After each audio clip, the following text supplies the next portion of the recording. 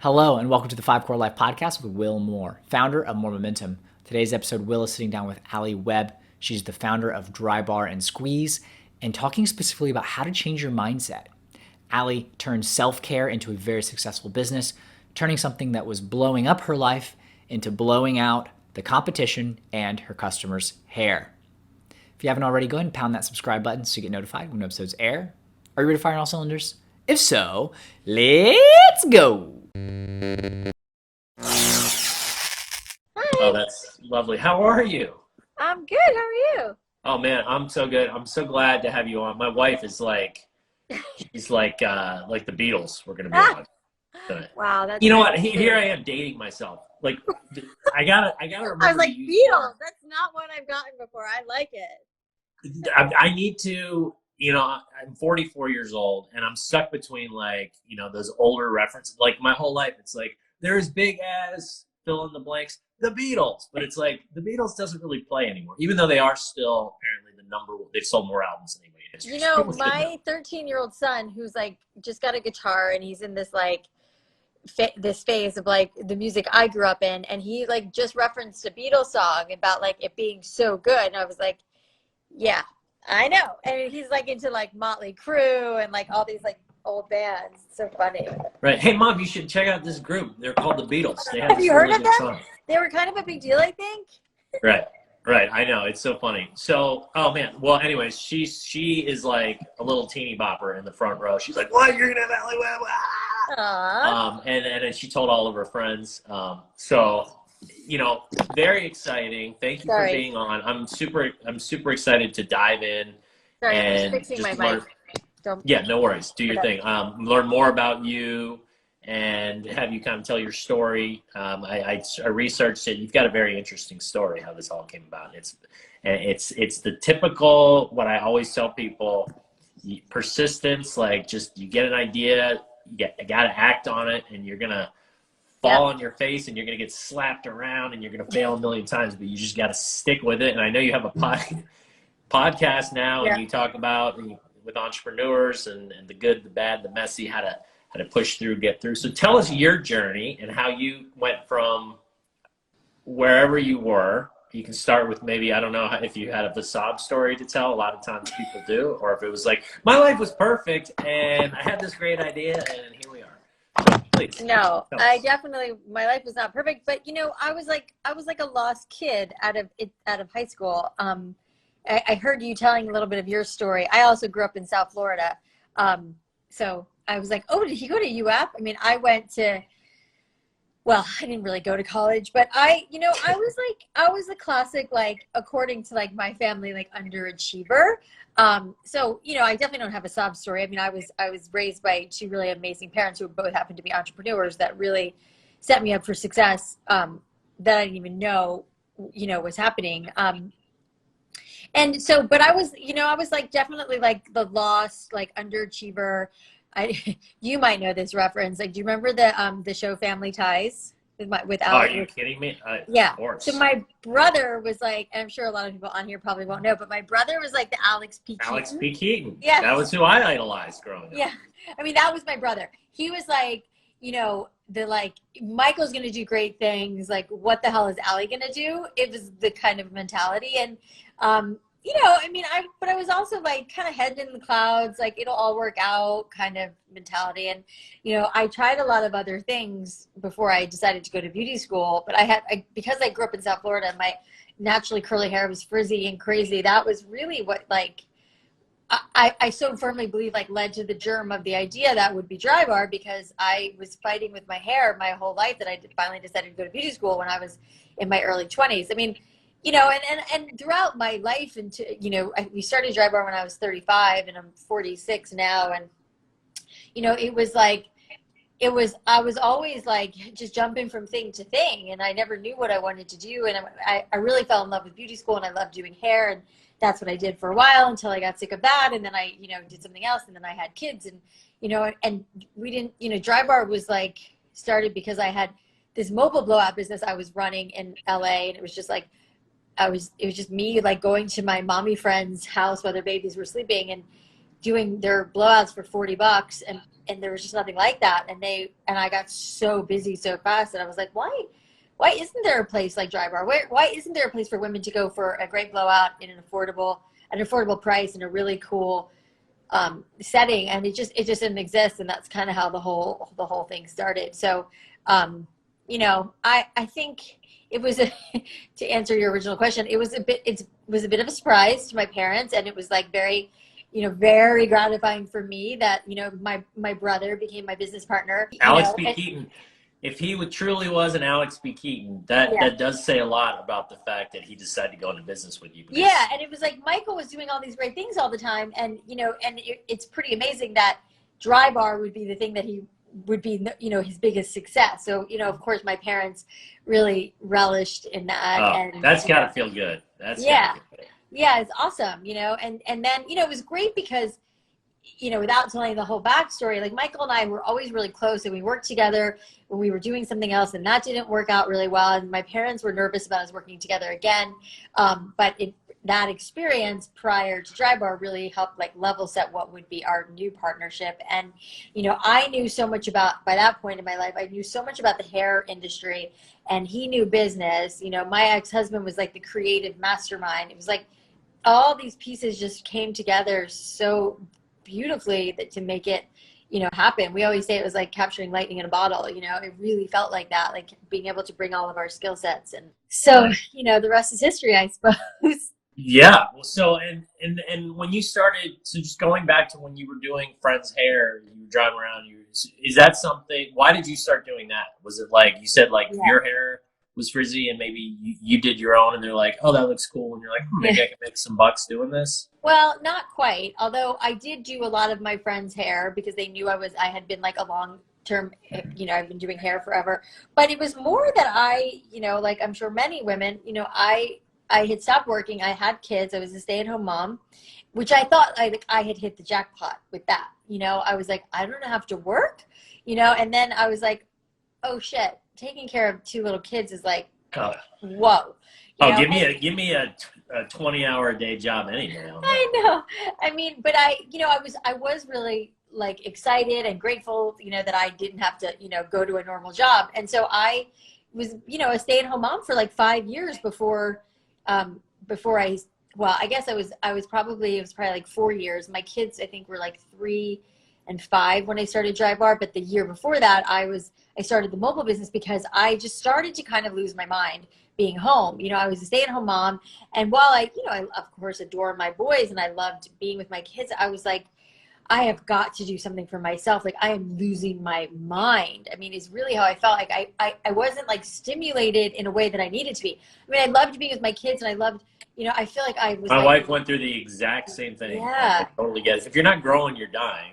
And it's not like, when you're taking and I didn't expect that. Right. It was like, it totally like threw me because I was like, this was like all I wanted at that point in my life. I wanted to get married. I wanted to have babies. And like, I had gotten all of that. And I was like, and now I'm not happy with that. Like what? I mean, which is, really not that surprising if you know me, but yeah, it was about 3 or so years into it of staying home that I was just like, I have got to do something else. And so, it's like, well, what can I do? And I knew at that point I'd been a hairdresser for 10 years or something. And and I decided to like start this mobile business just as a way to get out of the house and connect with, other moms and like talk to adults instead of talking to children all day long, and I loved it. And it was so perfect at that point in my life. And because I was so immersed in like the mommy community in LA and all of my friends were moms and I went to like I met like my very best friend at a breastfeeding support class. Like I was such a hippie mom and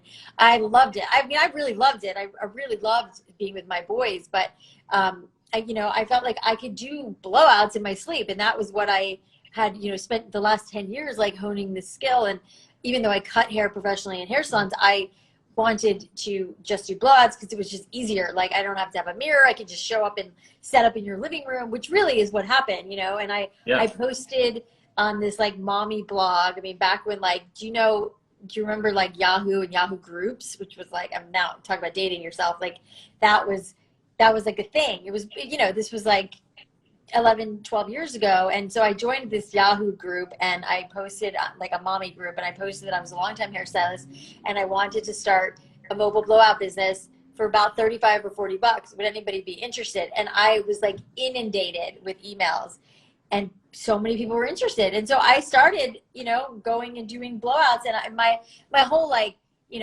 business model was like, I'll come over while your baby's sleeping and blow out your hair, and you'll give me 220s, and that will be that. And I got so busy so fast, and word spread, and I'm pretty good at hair, so I was, so people liked me, and really some of those women became like super great friends of mine. They were such huge champions of me starting Drybar, and that's really like how the whole thing started. And that time in my life of operating the mobile business was like so perfect. It was the perfect bridge for me to get to Drybar, which I didn't know. It was like I wasn't thinking long term, like, oh, I'm going to start a blowout salon after this. It was just, I'm just going to do this because I need something else in my life.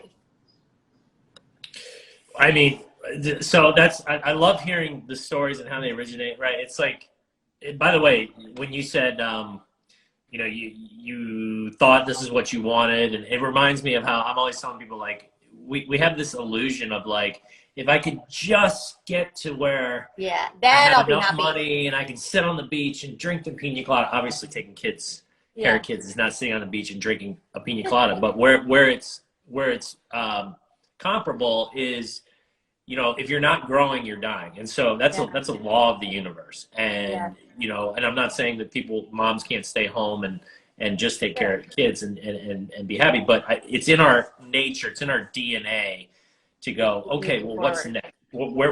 How can I get to that next, like, here I am now. It's like, okay, now I got the family, I got the kids. So that was a goal, right? Yeah. So it was exciting and it was great to get there. And then you kind of reach that goal. You can't just sit around, right? It's like, okay, now what's next? So I love that and then you took all these things, like I always tell people, your strengths, your passions, figure out how to work it all in. Like, your hair was frizzy, you were doing it yourself. You had it, and you wanted to spend time with other mothers. Combining these things and turned it into a legit business, which is, I love. Yeah, it's so interesting. I was talking to like a high school girl, approached me on Instagram and said, hey, I'm writing a paper. I'm in an entrepreneurship kind of like program or something at our school. Would you talk to me for a little while? Which, of course, I always say yes to those because I want as many girls to have exposure to, female entrepreneurs and be inspired and all that. And, she was asking me about, like, I asked her, like, what do you think you want to do? And she's like, I want to be my own boss. I want to be an entrepreneur. I'm like, that's cool. I get that. Of course, I like that too. But like, you got to build a foundation first. And like, I'm like, what do you love doing? What are you passionate about? And she kind of like rattled off a couple things, but definitely didn't have like a clear vision on it, which you just don't when you're in high school, of course. But it is interesting. It's like, you really do have to, like, I mean, I suppose that, some people can, there's an opportunistic, way to go down the path of like starting your own business. But for me, like you're saying, I so firmly believe that it's really like a passion. Like, what do you really love to do? And for me, becoming a hairstylist was like, my parents were like, really? That's what you want to do? And I think that a lot of people get stuck in that, like, this is the thing that I really love, but I'm embarrassed to tell people, and I'm embarrassed to pursue it because it seems silly. And that was my life. I mean, my parents were like, totally looked their nose down on me going to beauty school, like, and I felt a little like, this is what I want to do. And it wasn't like, like, I don't know, fancy enough, or it wasn't like impressive enough, or I don't know what it was, but my parents definitely had that, whereas my brother, who, we had always been close, he's like, I think you should totally do that. I think you'd be great at it. You're good with people. Like, you love hair. And I was like, yeah, I'm going to move to New York and I'm going to do all this cool shit. And that was my vision, my like little vision back then. But it was like really about following what I really loved, which I think a lot of people struggle to like admit, like, because they think it's something weird or think it's something like their family doesn't understand. And so they just kind of go down this other path of like doing what they think they should be doing, which, is too bad. Yeah, it is. And what you just said is so common. I remember when I was growing up, I was really good at art. And you know, and my grandparents, like, so my parents, you heard me briefly talk about my story earlier. My parents were hippies, they got divorced early. We ended up moving to Washington, D.C. to be close to my grandparents for kind of not only financial support, but just a more normal environment. Yeah. And with that, I definitely am glad that I had that, because it showed me a different side of things. But there was definitely like lawyer, doctor, like it was like, because they paid for my school. They paid for my school. And so there was like, that that's all you're going to do is be an artist? Like, it seems so like frivolous. I know. And for years, I felt like, oh, this is where my brain's broken. Like, why can't I think like these other people? And like, I'm good at drawing, but like, that's not gonna, I can't become an artist, like, you know, starving artist, all this. Yeah. And then it wasn't until I started really getting into personal development, self-help, and like reading about like what the type of things we're talking about now. Like, no, you want to actually, you know, don't go against the grain.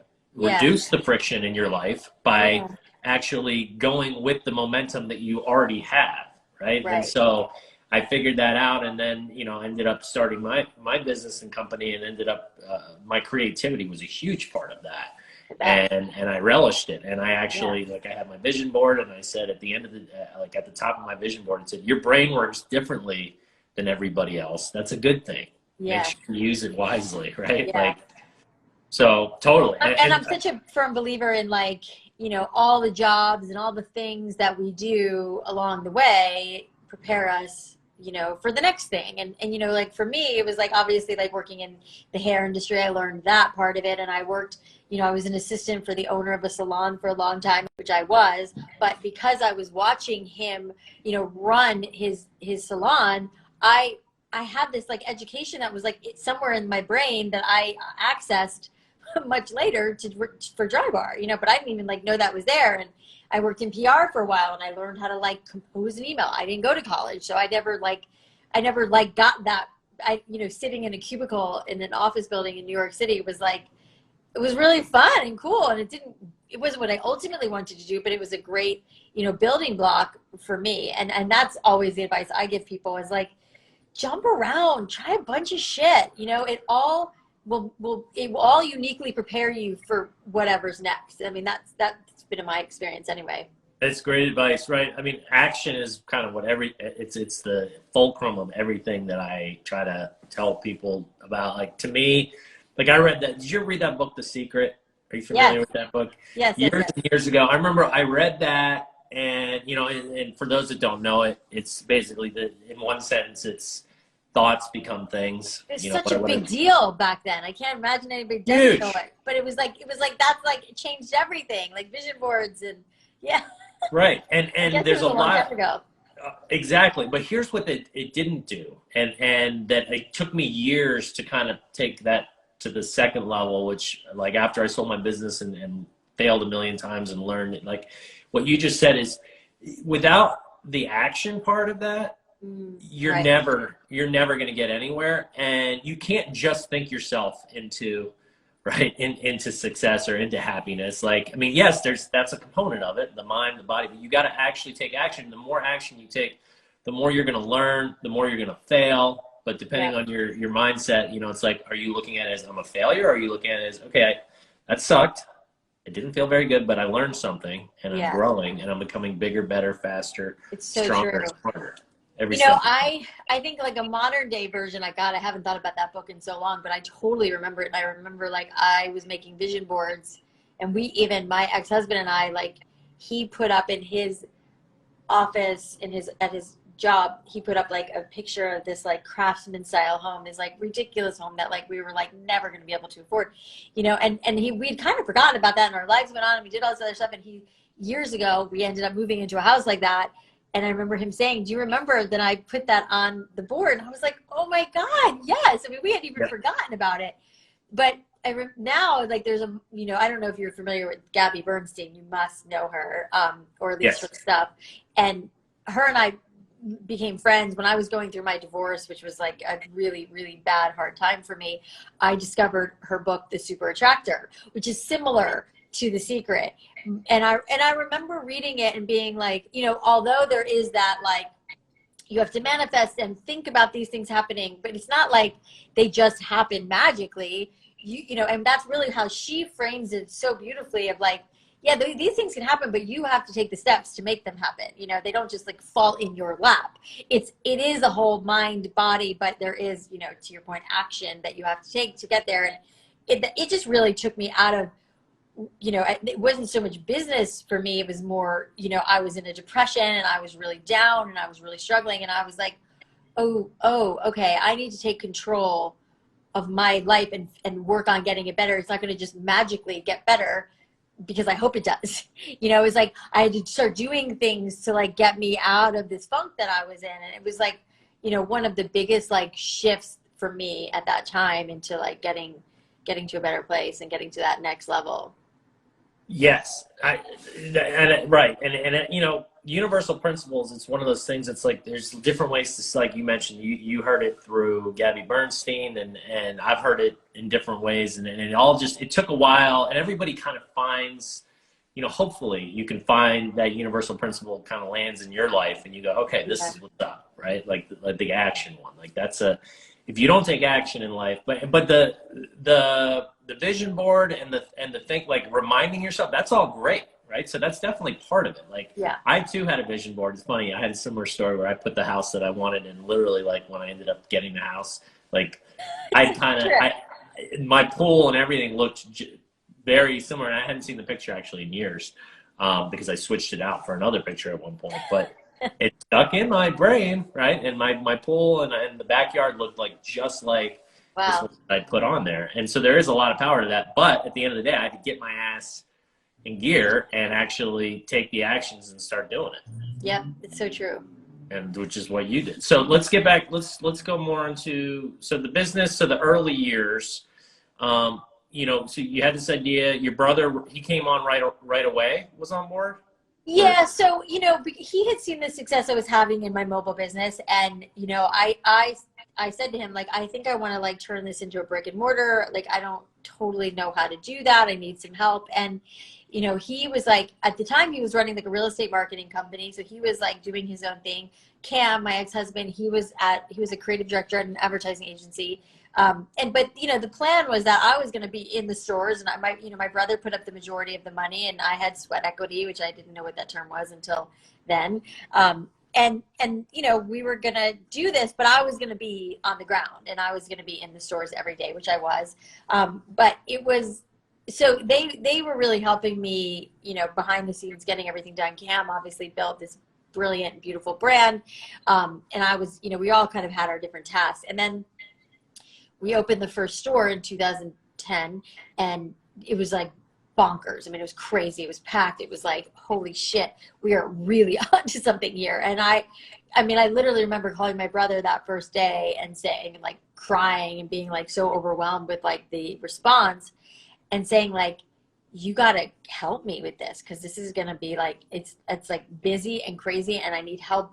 Not so much running it, but we definitely needed another store. Like we needed more stores, because we were booked solid. And it was like those first couple of weeks, we were like, I mean, months really, we were like, you know, kind of like the hot club that nobody can get into, which is like not great for business. You know, it was like the idea of that was awesome, but like, it's not good. If like people can't get in, they're just more annoyed, and then that's bad. So I was like, Mike, you got to find us a second location. I obviously don't have time to do that. It's not what I know how to do, but you do. And so he started, you know, on that path. And then, you know, within a few months, he was like, he kind of folded the business he had with his best friend, and, you know, came aboard full time, because it was just, it had, you know, snowballed so fast that we had to, you know, we were like, all right, let's go for this. Let's do it. You know, we opened the second location within 6 months, which I know seems like a pretty short time when I say it, but at the time it felt like years. I was like, what are you doing? Where is our next location? Because we were, you know, we were having to turn people away. We were booked solid all the time. It was crazy. And then, you know, then we continued to open more and more. Yeah, well, that was your best business predictor, right? It's a good problem to have for a business early on. But also, we had a similar problem. So my business was a restaurant delivery service, like a Grubhub or a DoorDash or an Uber Eats. And we started before all those guys. We bootstrapped it. We just did it. You know, we didn't raise any money. We did it ourselves. And I remember in the beginning, right, having to turn down orders, and it was very anxiety ridden, and it was so painful, right? You're just like, no, like somebody wants my product and they can't get it, they'll never come back, right?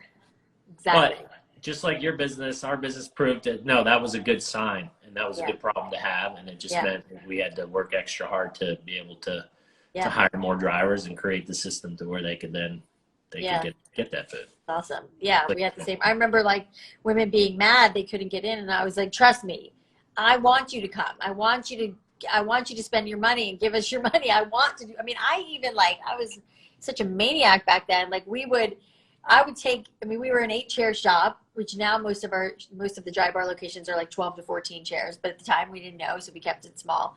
And I would take like stools from the back room and put them out just next to an outlet and have blowouts done there for people who were really desperate, which was like terrible. It's like such not the right experience, but people just really wanted blowouts, and I was like, far be it from me to deny, like I will make it work, damn it, but yeah, the early days. What was your first one that you opened? What year? In Brentwood in LA.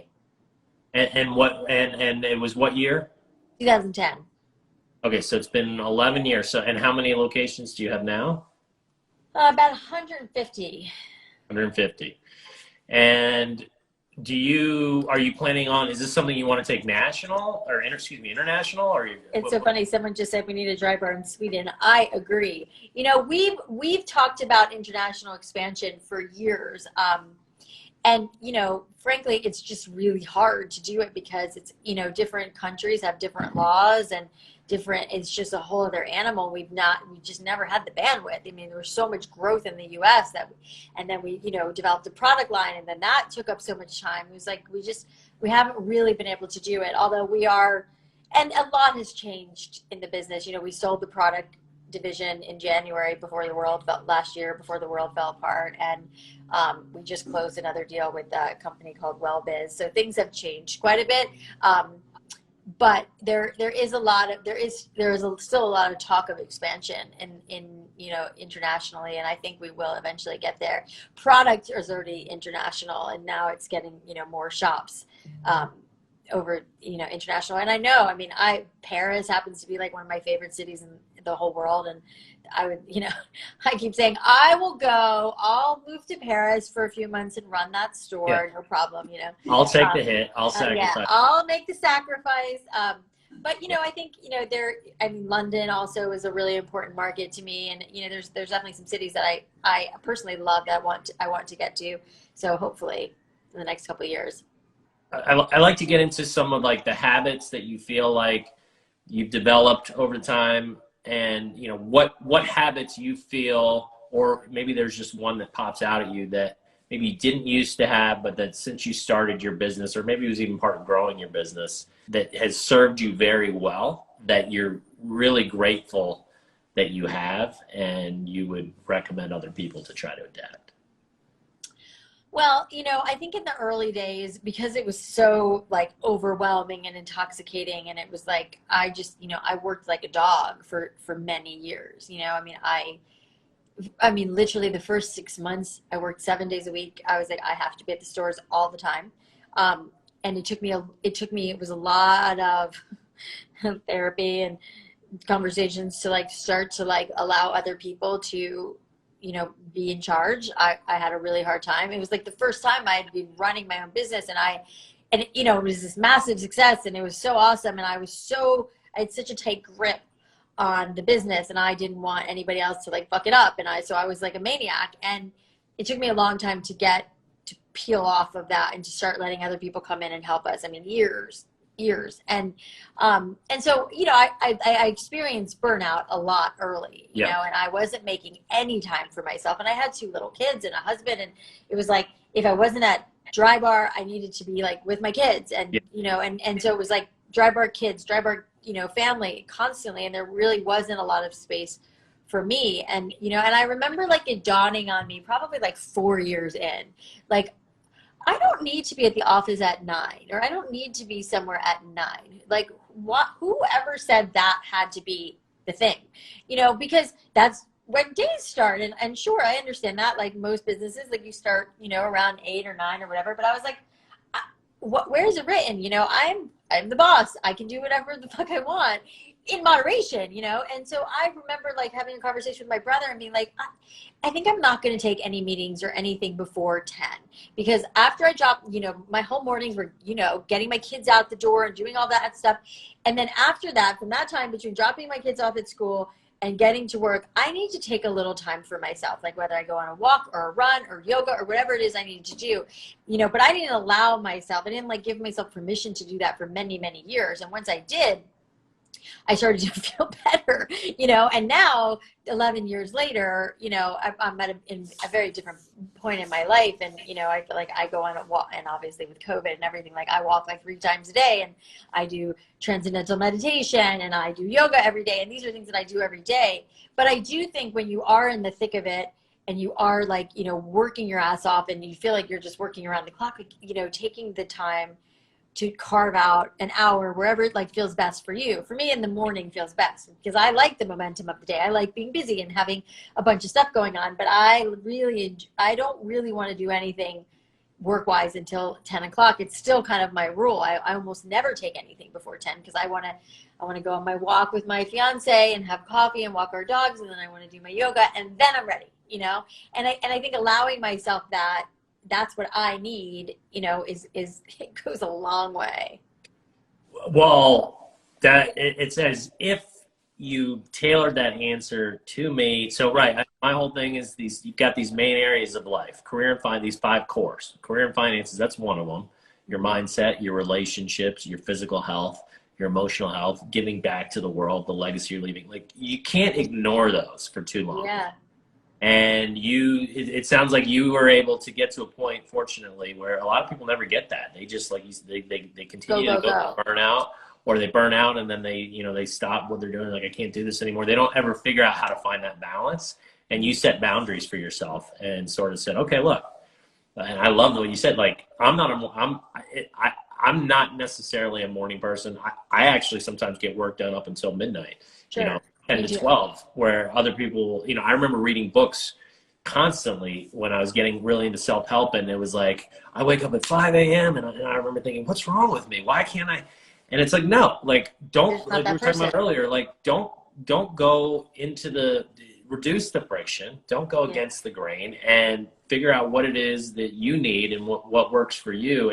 And you figured that out, and you realize, you know what, until this time, this allows me to do this and fill this core in my relationship and my dog and my mental health and all these things. And then, okay, now, and there's no, like you said, there's no rule written that says you have to wake up at 5 a.m. and go. And in fact, people do that eventually. I mean, one of my business partners, Brittany, who runs our company Squeeze, she doesn't have kids and she's married, but she's like, she really likes, to your point, she gets up at like 5, and I'm like, you like wake up at 5 or you set an alarm? Like, what happens, you know? And she's like, I usually wake up early, and I also set an alarm. Like, so you want to be up at 5? And it's so like mind blowing to me. I'm like, I really don't understand it. Like, really? And she's like, no, I really like getting up early. She likes the peace and quiet. She's like, you know, she journals, she prays, she works out. Like, that's all her stuff. And she starts at 5. And I'm like, you couldn't pay me. Like, I love sleeping in and I love my morning routine. And it's just, but it does work for her. And that makes that fulfilling for her. So it's just like, to your point, figuring out where you land. Right. Well, we all have different biorhythms. My wife, she set her alarm the other day for 5:45 to go work out with one of her friends, and I think she's insane. But I don't really. I mean, but from a 10,000-foot view, I'm like, how? But I know how, and it's because like what we're talking about, like that she's a natural morning person. She could, left to her own devices, she'll be out. I call her grandma at 8:30 at night. You know, but that's her, and that works, and that's what, you know, and so she leverages that. You know, it's about leveraging. My fiance's the same way. He sets the alarm for 6 a.m. and he gets up and he reads and he does journal, and I'm like, you know, and he's like very quiet so I can sleep. And then, you know, this might be TMI, but then like about 7 a.m. he gets like back in bed with me because I'm like, I want you to be there when I wake up, you know, and he gets back in bed with me, and he's like, you know, and it works for us. And he didn't do it for a long time. And when we first met, you know, it was like, he was really off that. And I would say probably just like the last few months, he's like, I need to start doing that again, like for my own like mental sanity. And now that's his like routine in the morning. I usually like wake up and see him in the distance, like sitting in his chair writing. And I'm like, I'm going to just keep chilling over here, you know, right, but it works. right. Well, that's good. So that's perfect. That's a good example of a habit hack. Yes. Habit hack. Like you guys have figured out a way that works for both of you, right? And that's when you're in a relationship. That's what it's about. You know, everybody's different. We're all born with a different mind, a different set of parents, and you know, different beliefs. Nobody's exactly the same. And for relationships to work, you got to sort of say, okay, what are the main things we can agree on? Like it may not be 1,000% what we would want to do, but then oftentimes when you do come with that agreement, then it becomes a habit, and then it's what you want to do anyways, right? And that's the funny thing. It's like you made it thought that you wanted to do it this way, but then when you come to the agreement, at first there's that, I call it that front-loaded kind of friction of like, oh, I'm changing something that I normally do, and your brain, your neurons are going, no, we got to hold on for dear life. But then, it's so true. I mean, that's exactly how I got. I mean, I remember when he told me he was going to start getting up early to do this stuff, and I was like, what? No, I don't want you to do that. Like, I like our mornings. And, you know, again, TMI, it was like an issue with my ex-husband. Like, he got up out of bed really early and went and worked out, and I would always woke up alone, and I didn't like that. Like, I liked waking up with him, and he didn't, and he was just gone and on with his day. And I, you know, told Adrian that, and he was like, no, I'll come back, you know, but this is what I need. And we, to your point, we figured it out. But initially I was like, no, you know, and he was like, yes. You know? Right. Habits don't care if they're good or bad, helping or hurting us, right? They're going to just do their thing. And once they're locked in, they're locked in. But it takes that awareness of stepping back and being like, okay, this habit is not working. It's causing friction or unhappiness or in my marriage, whatever it is. And it's like, okay, how do we now? And then it's just like we were talking about earlier, it's just taking that action, and then your neurons, literally, it's a physical thing, start to reprogram themselves and change. And then at a certain point, there's no magical 30 days, 60 day, 90 day. People like to say it like habits. Like if you see anybody that says that, run. It's a matter of how many times you do it, and to where those connections start forming, and then it's on autopilot, right? So just like brushing your teeth, flossing, you know, these things that you do, you don't even think about. It doesn't. I have read that before, that it takes like a certain amount of days to like for habit to like stick. I'm not saying all that. It's not days though. That's the thing. It's where everybody's brain is different. And it's not even a magical amount, but you need to think about it in terms of not, okay, I'm going to do this for 30 days and the habit's going to be formed. It's more, I'm going to make a commitment to myself that this is the habit I want to form, and I'm going to fake it until I make it, and I'm just going to keep doing it. And like I have an accountability system that I use where I grade myself at the end of the day. I have my top 3 or 5 habits. I say, okay, how'd you do? And that just reminds me of like, okay, kind of blew it today, but tomorrow, right? And it's like then you know at the end of the day you're going to be holding yourself accountable, and it helps. Yeah, that's cool. And it's kind of like a little habit hack to hold yourself. And then you start doing it, and then before you know it, like it's not like a magical, oh, this habit is formed, cool, I can put it over here. It just becomes natural. Yeah. And like I said, like your brain goes, okay, we got this one. Next. Yeah. And that's what's cool. Neat. And so like those ones that are hurting you and causing you to be unhappy and you know, in each of these main core areas of your life, you know, that's why I tell people, it's like, all right, well, your relationships, your physical health, like what are the things you're doing? And a good way to kind of, an even better hack to go to see what these habits are. Because then people go like, well, what are the, I don't know what habits I should do. Like in general, yeah, I should eat healthy, but go to the end of your life. I call it the Back to the Future exercise, and say, okay, what do I want said about me in my funeral in each of these core areas? My physical health, my mindset, my relationships, my emotional health, right? And then you go, okay, well that's coming from in here. You can't fake that. Then you go back to present, right? Back to the Future style. You were a kid of the 80s, so you know what I'm talking about. Yes. And my son is named Kit. Oh, no way. Yeah. God, Hasselhoff style. I love it. Okay, so, and then you go, okay, well, what are the current habits that I have right now? And are they in alignment with where I want to end up? And that's the easiest way for me to kind of do it. And you put a big old spotlight on your life, and you go, all right, what's working, what's not? okay, this one, if I keep doing this one, I'm not going to have that said at my funeral. Right? Yeah.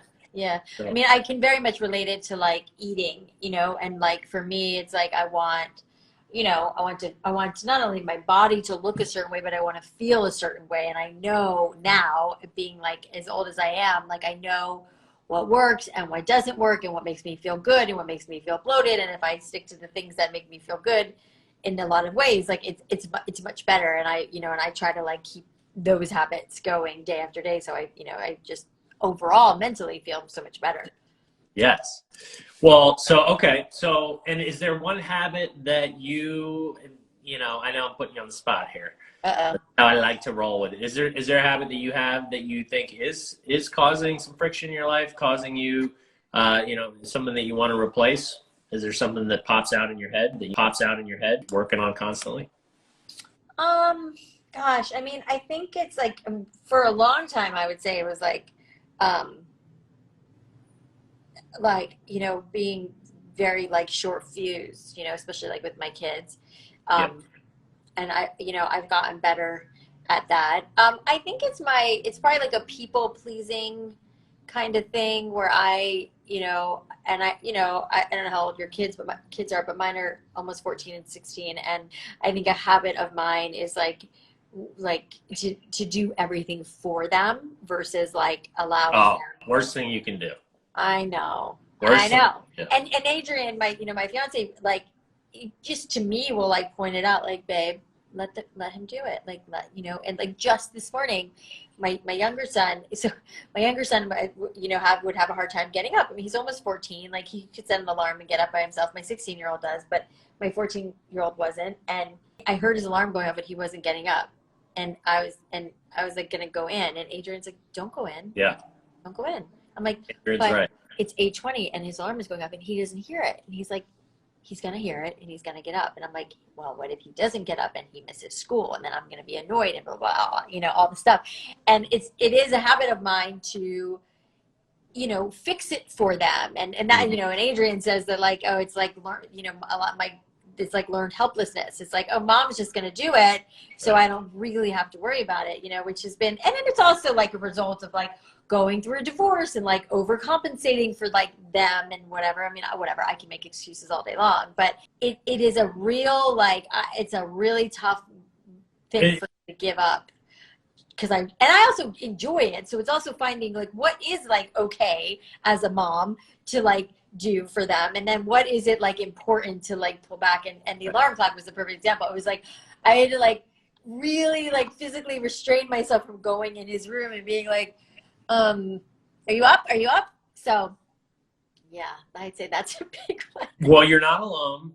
So my know. kids are 4 and 2, so I'm behind you. But You're we're in the thick of my it. 4-year-old especially. We're starting to go through exactly this, and you know, I break people into either I call them fixed victims or growth owners, and maybe this will help you moving forward.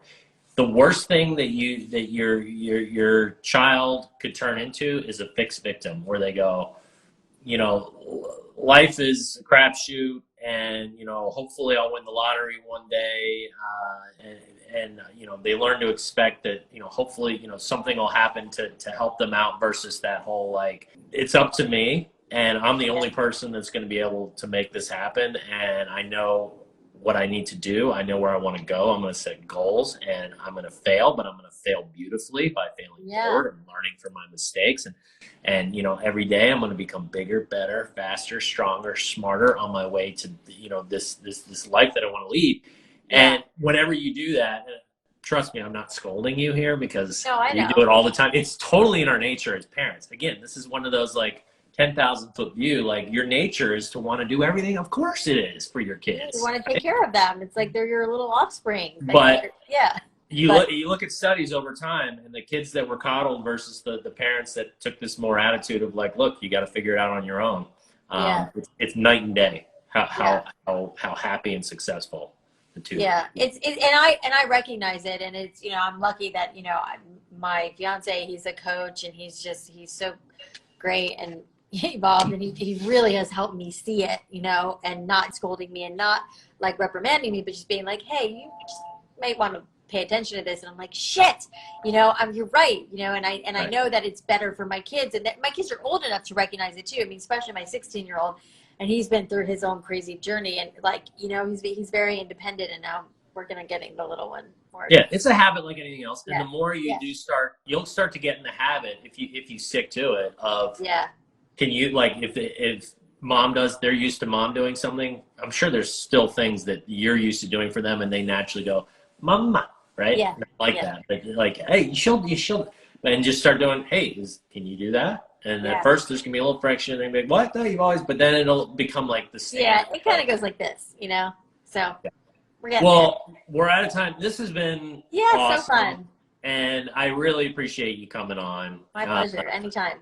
Hearing your story and all your success, and just you are the poster child for the American dream, right? You had an idea, you went out and you did it, and even more sweet that the people around you, your parents, whatever, were like, I don't know about this. It's like, I told you so.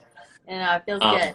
So good for you, and I'd love to keep in touch. You are awesome. Keep doing what you're doing, and I think you guys have a show on entrepreneurs, right, that have had success and whatnot. Yeah, it's called Raising the Bar, where we interview entrepreneurs. Yeah, just throwing this out there. You may not have even known this because I know my people reached out to your people, but I did have that delivery business, and we sold for $323 million was our exit. Wow. And we started before Grubhub and Uber Eats and all those, and we were able. And you had no investors? No investors. So if you would like to have me on your show, I would love to do it. We would love it, and it'd be fun for you to. I think you and Adrian would really hit it off too. So yeah, it sounds great. Okay. Perfect. Okay. Well, thanks so much again. Thank you. So fun. So nice meeting you. Bye. That's it for the 5 Core Life. If you haven't already, go ahead and hit that like button on this video and pound that subscribe button so you get notified when new episodes drop.